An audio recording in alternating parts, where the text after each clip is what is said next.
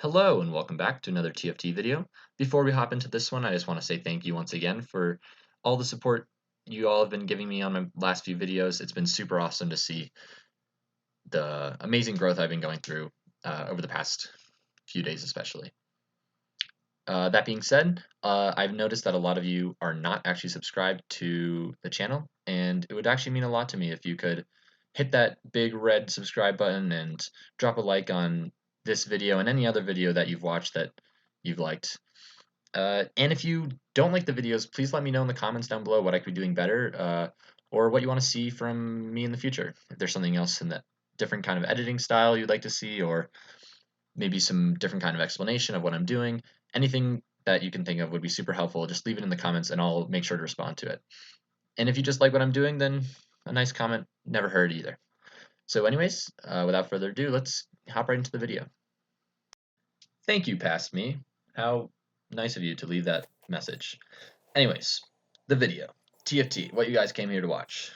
So, today we are going to be building infernos. Not an infrequent build to go, but I think this one might be a little bit different, especially with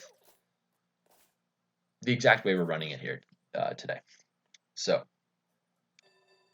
starting off with some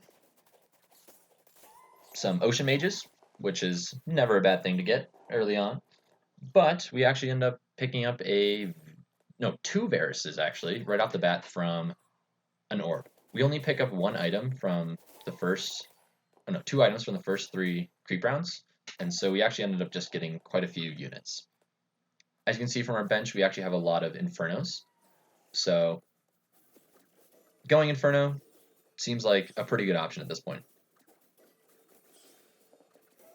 First round we end up winning, which is pretty good, and we pick up the 2-star Varus very, very quickly. This is when I realized that I'm going to go inferno, and I pick up the 2 other Leonas, and I put in the Vayne for the Ranger buff. This guy only has 2 units in because he is going hard econ. You know what? Respect, respect, respect. Nothing bad to say about that one. So we do end up winning that one as well. And here we pick up 2 more Varuses right off the bat, and the tier 2 Diana, as well as 1 extra Diana. So we're looking pretty strong at this point. We have our Inferno buff, we have 3 tier 2 units, and we are pretty unstoppable. In this early game at least, that is. One other guy still at 100 health, and we are last pick. We want to try and get some more crit items because we want to get the rod first, because I was a little foreshadowing right there, because we do decide to make a jeweled gauntlet onto the Varus. I thought it would be an interesting build, and it does prove to be very powerful in this game, as you'll see. Up against Rangers with electric buff, taking him down pretty easily. The other 100 guy actually ends up going down there, so we are the sole 100 health man. Up to 30 gold right before the Krugs, which isn't too bad. Generally, I want to be looking at around 40 gold for the Krug round, but 30 gold when you're on a 4-game win streak, 5-game now win streak, is never a bad thing. Here we pick up the 2-star Vayne, which it's kind of hard to put in at this point. We don't really want to level. We know we're going to win this. So we just hang on there and take out the Krugs. And then this happens. My game goes attempting to reconnect, and I struggle very hard, and I'm very, very sad about this one, because we do end up missing out on a couple rounds because my Wi-Fi goes out. But I get that all fixed and up and running, and we hop into the next round, and we actually end up losing this one. And I blame it 100% on the Wi-Fi. We were definitely going to win if that was not the case. I'm kind of joking there, but also kind of not joking. We pick up another tier 2 Varus on our bench, and 1 more Varus there. So we're 2 Varuses away from the tier 3 Varus. We also pick up the Kindred for the Ranger buff, which is better than the Vayne at this point, because she also will get the extra damage from Inferno. And here you can already start to see the early power of Jeweled Gauntlet on the Varus. Rolling down, we're actually just looking for more Varuses at this point, basically. And right there, I was thinking about picking up the Twitch to go for Rangers, but I decided it might not be the best build since we don't really have any frontline units besides Leona. We end up losing that round, which is unfortunate because we missed out on an econ, but I just sell a Leona instead because I've realized that we're probably not going to be able to get 3-star Leona at this point. There's been a lot of other Leonas in the game that I've seen so far. Last pick in the carousel, nothing really good to pick up, just a Jax with a recurve bow. Not much else you can do there. Get our 2/2 Zyra up and running, pick up another Zyra. Now we're just looking for all the Infernos we can get. We really want to get more crit items to put onto our Varus so that his ult will be more likely to crit and do that sweet, sweet damage. We're especially looking for one more glove so we can make Infinity Edge because that just makes his ult do that much more damage. Here we pick up the Karma, which is great because it gives us Lunar buff, which is more crit chance for the Varus. So if he does get off a second ult, it's almost guaranteed to crit, which would be super helpful. And here you can see we're up against Blademaster Azir, the bane of patch 10.1, is he not? If anyone watching this video has played TFT at all, you'll know that Blademaster Azir is all over, and he's pretty annoying. Might make a video about him, but I think that's kind of overdone at this point, and it's not even that fun. He's too powerful. But I did make 2 other Azir videos, but don't pay any mind to that. I thought I was gonna get a spatula, which would have been really cool, but unfortunately, it was a locket, which isn't actually the worst thing in the world. But we do end up picking up the glove, and so we get Infinity Edge onto our Varus. And here you'll be able to see the pure damage from that. Look at that ult, doing 1.2k damage on each hit. That's AoE as well, so very powerful. Here we pick up the York and get our summoner buff going. Not a bad buff at all. Tier 3 Kog'Maw we're up against. Unfortunately, our Varus barely misses the ult, which honestly probably lost us this round. I think we might have been able to, or at least it would have been a lot closer if he didn't miss that ult.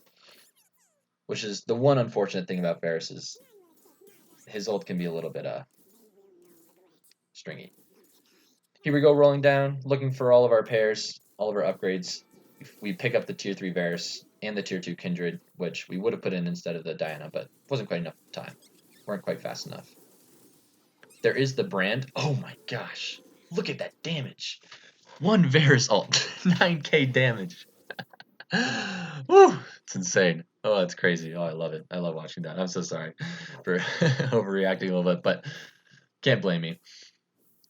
Unfortunately, that guy picks up the glove that we wanted, and I'm a little bit sad about that. But it's all right. We keep going. I actually locked in the bench there because I picked up the brand because I was thinking maybe I'd go 6 Inferno. But then I decided, wait a second, I don't want to go brand, I want to go Amumu. So I sell the brand. Because I think Summoners is better than 6 Inferno, which actually might not be the case. But look at Varus pop off.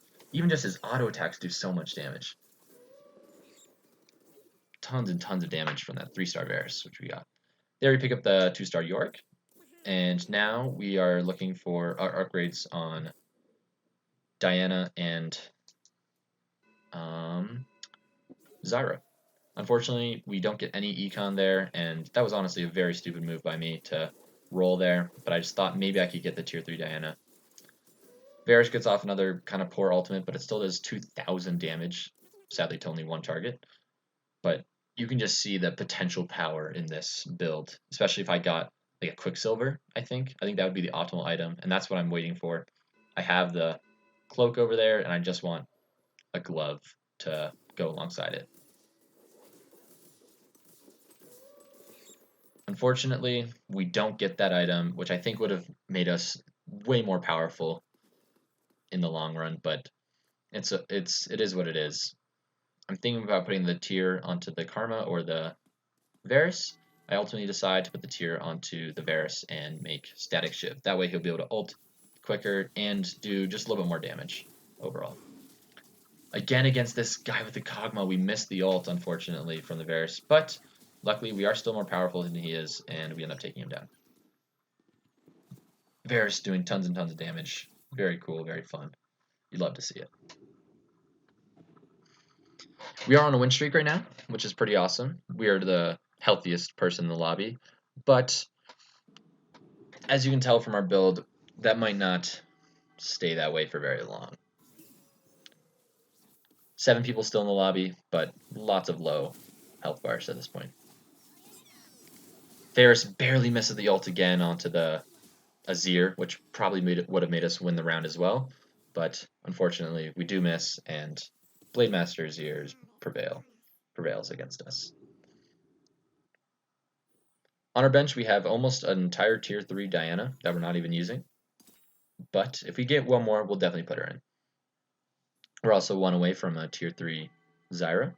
So both those units, big upgrades, which we could very much use. Be very beneficial. Varus, once again, missing the target. I probably should have put him on the left side, but I don't know. If he does line it up, it does so much damage. If he does get the good lineup. Force of Nature there would have been a really, really good item. Unfortunately, we are not first pick. We are second pick. But Inferno buff on the Yi, that's a pretty good second option, if I do say so myself. So that's what we go for. We pick up the Inferno Yi, and we contemplate how to get 6 Infernos in. We are only level 7, so the right move would probably be just to level up. But I also want an Amumu. But I also want to just level up. So I put in the Diana, and we get the perfect roll. With 6 gold left, we roll twice and get both the tier 3 Diana and the tier 3 Zyra, which is super awesome. Up against this Blademaster Azir, watch the Azir damage. Look at my Varus just got deleted. He got killed so quickly his model couldn't even do the death animation. He just stood there and like T-posed or something. Oh my gosh, it's crazy. Pick up a random Kindred. No real reason to do that. I mean, just because we really can't upgrade our team anymore besides Karma. So it is what it is. Up against the other Blademaster Azir player. Yes, there are 2 in this lobby because he's that busted. And I think we actually might win this one. Look at the damage from the Varus. And he T-poses when he dies. You see that? His model is broken, I guess. And now we're in the top 4. Actually, top 3 at this point, which is pretty exciting because we were at 9 health. And there is this guy who wins this round that is essentially unbeatable at this point. The dragon actually gives us a pretty good item. It just makes our Yorick that much more tanky. And we do give up on the dream and make a Runin's Hurricane on the Kindred. And we get the Warden's buff for our Yorick. So our Yorick actually had 2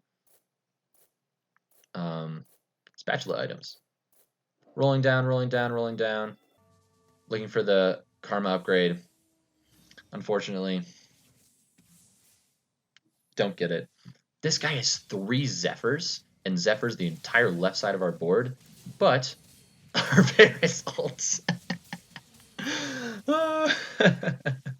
Our Varus just ults down the middle and does 15,000 damage. Basically in one ult. Just annihilates his whole team, we take him out. At this point, I'm like, I don't even care if we lose anymore. There's no way we're going to beat this other guy.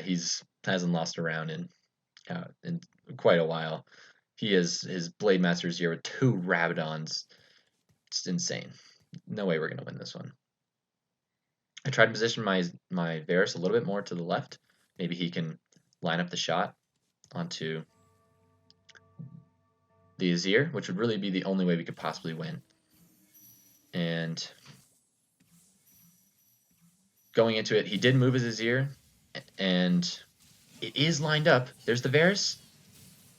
Oh, not quite. Misses the Azir, unfortunately. Second ult also does not hit anybody important, and he does end up taking us out. Unfortunate, but I felt like it was a pretty interesting build, pretty fun build for me. I really enjoyed it, and I hope you enjoyed it as well. So thank you very much for watching. Make sure you like and subscribe for more, and leave any comments with any builds you'd like to see in the future. And thanks so much for watching. Bye bye.